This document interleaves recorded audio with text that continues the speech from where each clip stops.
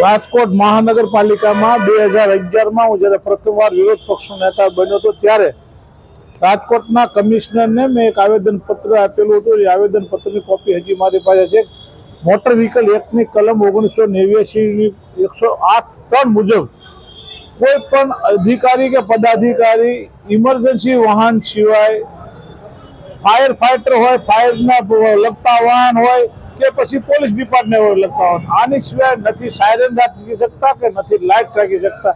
પરંતુ રાજકોટ મહાનગરપાલિકાના ભાજપના શાસકો જે તે સમયે એવો મને વાત કરી હતી કે રાજકોટના વિરોધ પક્ષના નેતાને ગાડી નથી આપી એટલા માટે વિરોધ કર્યો. હકીકતમાં એ નહોતું. મોટર વ્હીકલ એક્ટની કલમની જોગવાઈઓ મુજબ હું બોલ્યો હતો અને યારે ફરી નથી માન્યા. અત્યારે કોંગ્રેસના આગેવાનને રાઇટ ટુ ઇન્ફોર્મેશન માહિતી માગી ત્યારે સ્પષ્ટ રાજકોટ આરટીઓએ લખીને આપ્યું છે કે આવા ઇમરજન્સી વાહન સિવાય કોઈ પણ રાખી શકતા નથી. પરંતુ રાજકોટના શાસકો હજી છોડશે નહીં.